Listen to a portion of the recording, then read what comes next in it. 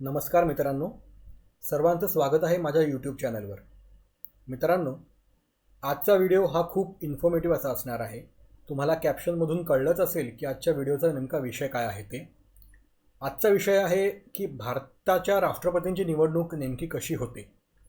लोकसभेला आणि विधानसभेला जसं आपण EVMने मतदान करतो तसं मतदान येथे होत नाही, तर येथे EVMच्या ऐवजी बॅलेट पेपरचा वापर केला जातो.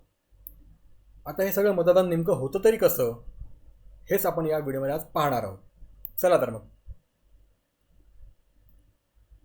सर्वात पहिले पाहूया आपण की राष्ट्रपती निवडणुकीसाठी जो उमेदवार असतो त्या उमेदवारीचे निकष काय असतात, म्हणजेच निवडणूक लढवायचे निकष नेमके काय असतात. सर्वात पहिला आणि महत्त्वाचा, तो भारतीय नागरिक असावा. त्यानंतर त्याचं वय कमीत कमी 35 वर्ष असावं.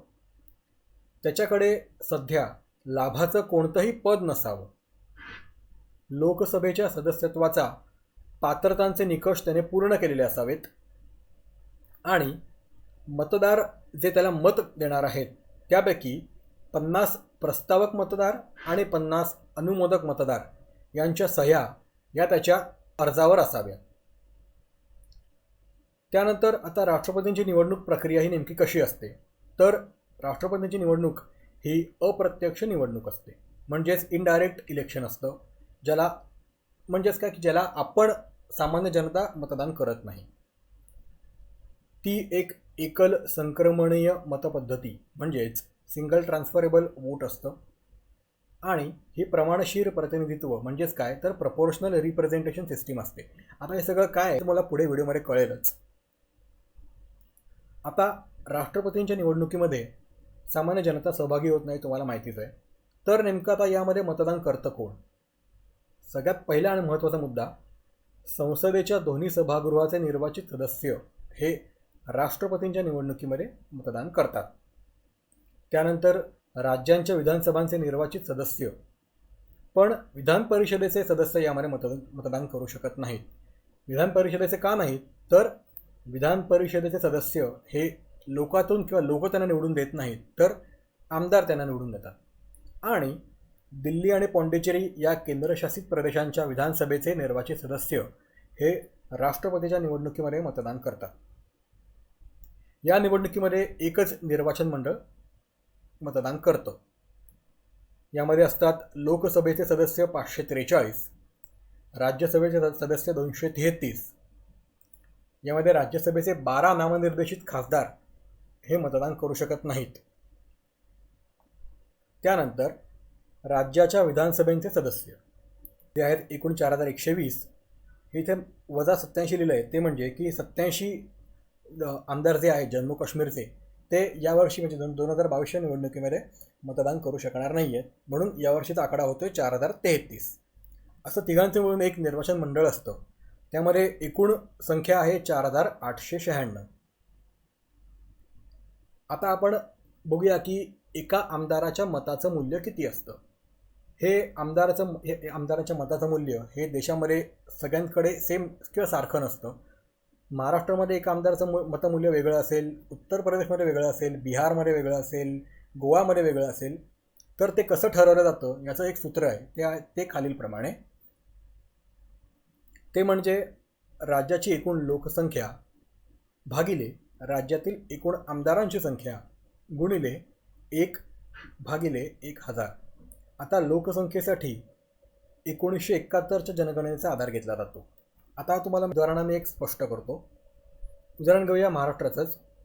महाराष्ट्राची 1971 साली एकूण लोकसंख्या होती 5,04,12,235. महाराष्ट्रातील एकूण आमदारांची संख्या आहे 288. म्हणून सूत्रानुसार 5,04,12,235ला भागलं 288नी, यांच्या उत्तराला गुणलं 1/1000नी, तर उत्तर येतं आहे 175. म्हणजेच काय तर महाराष्ट्रातील एका आमदाराच्या मताचं मूल्य आहे 175. महाराष्ट्रामधले एकूण आमदार आहेत 288. म्हणजेच महाराष्ट्राच्या एकूण आमदारांच्या मताचं मूल्य होतं 50,225.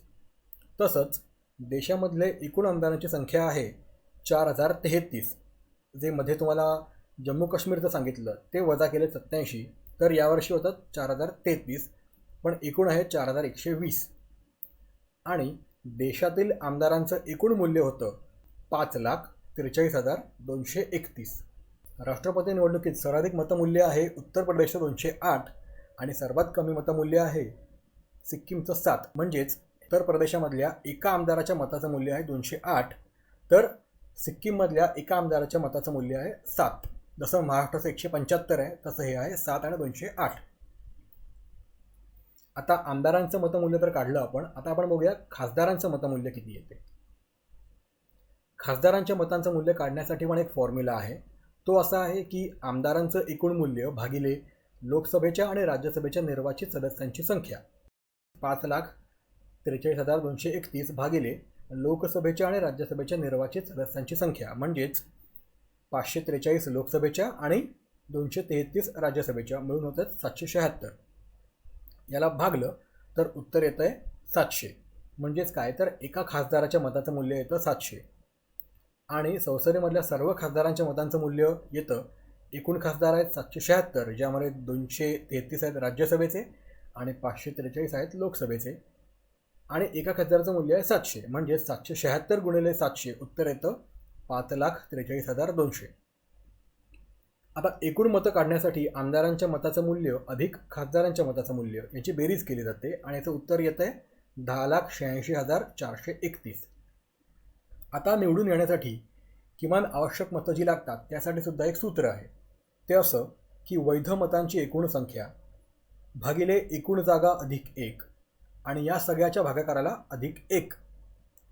म्हणजेच आपण जी एकूण मतं काढली आमदारांच्या आणि खासदारांच्या मतांची बेरीज ती येते 10,86,431 भागिले एकूण जागा आहेत 1, राष्ट्रपती आहेत 1, एकूण जागा 1 अधिक 1 भागिले झाले 2, म्हणजे 10,86,431 भागिले 2 यांच्या भागाकारास आणखीन 1ने ॲड करायचं. उत्तर येतं 5,43,216. म्हणजेच काय, तर निवडून येण्यासाठी किमान आवश्यक मतं आहेत ती लागतात 5,43,216. जो उमेदवार एवढी मतं मिळवतो तो विजयी होतो. आता ही प्रत्यक्ष निवडणूक पार कशी पडते आपण ते पाहूया.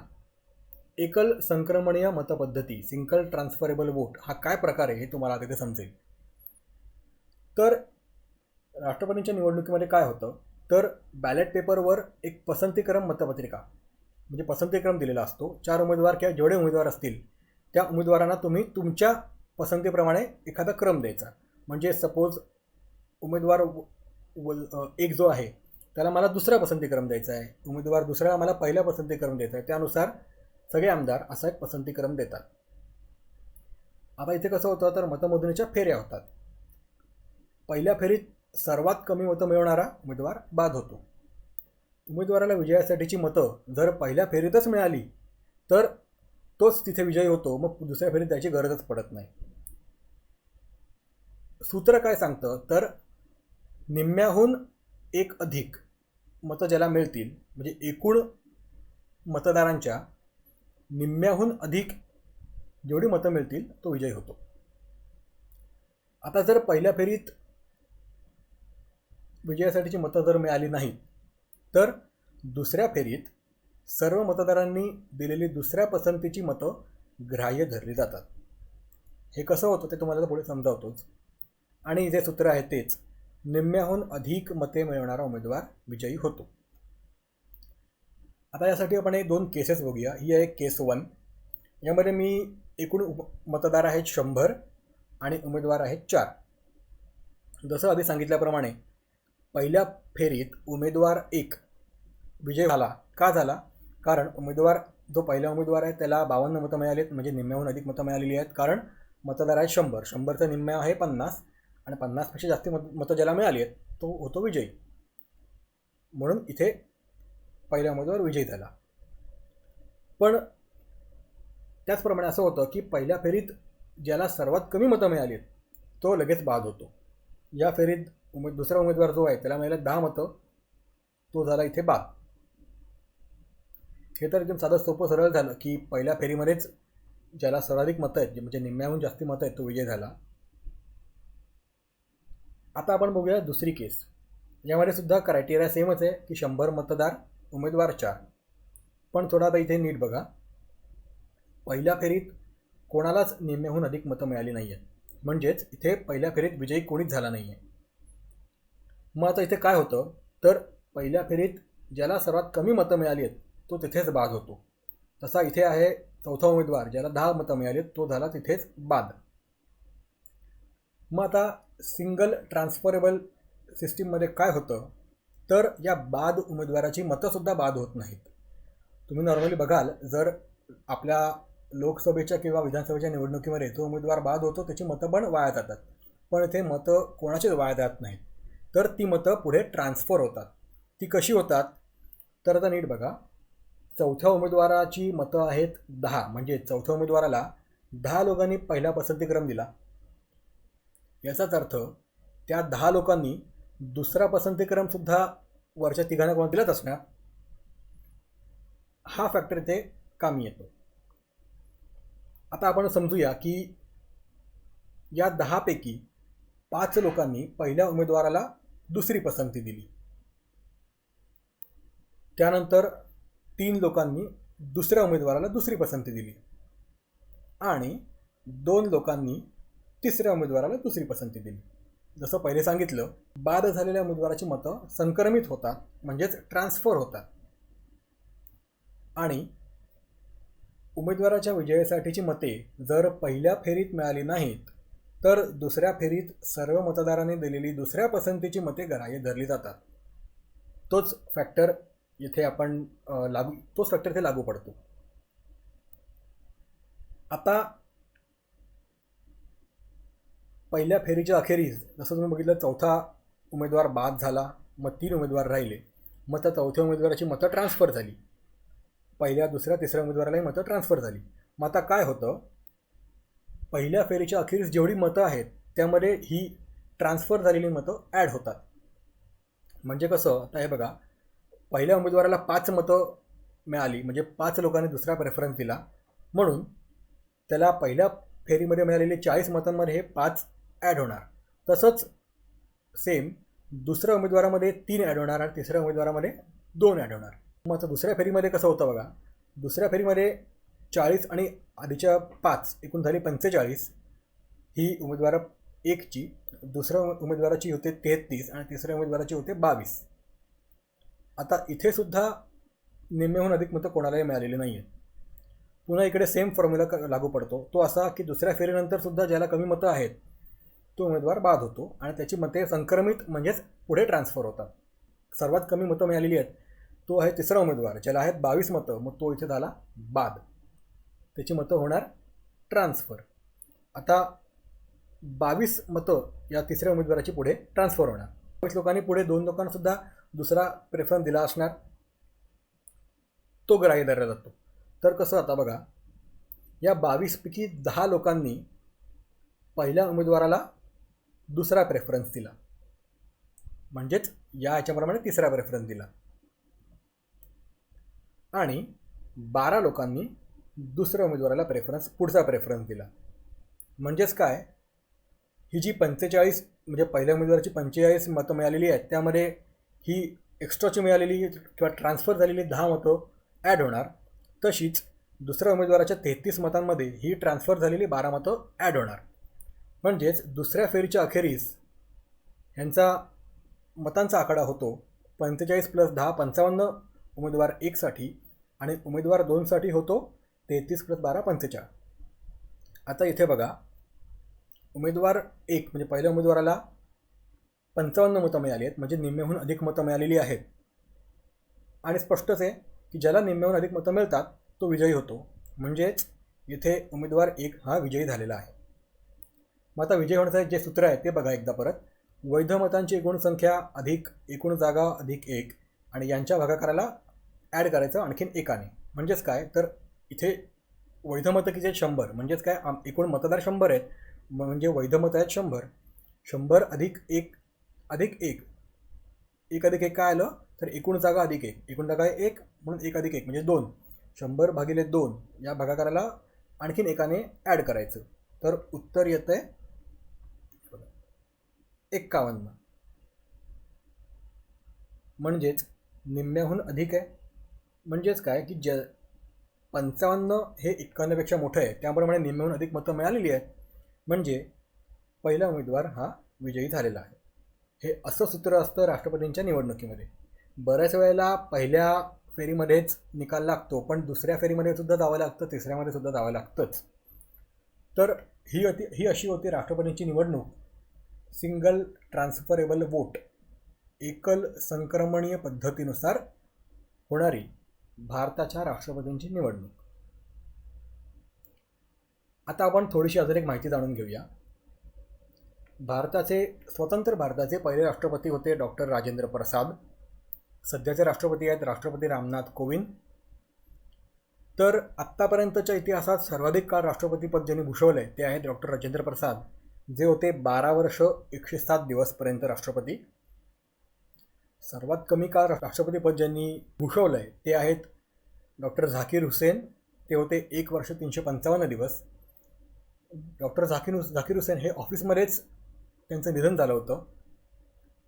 कायदा असं सांगतो, म्हणजे घटना अशी सांगते की राष्ट्रपती जर नसतील तर उपराष्ट्रपती हे राष्ट्रपतीपद सांभाळतात. त्यावेळेस होते उपराष्ट्रपती व्ही गिरी, त्यांनी राष्ट्रपतीपद सांभाळलं 78 दिवस.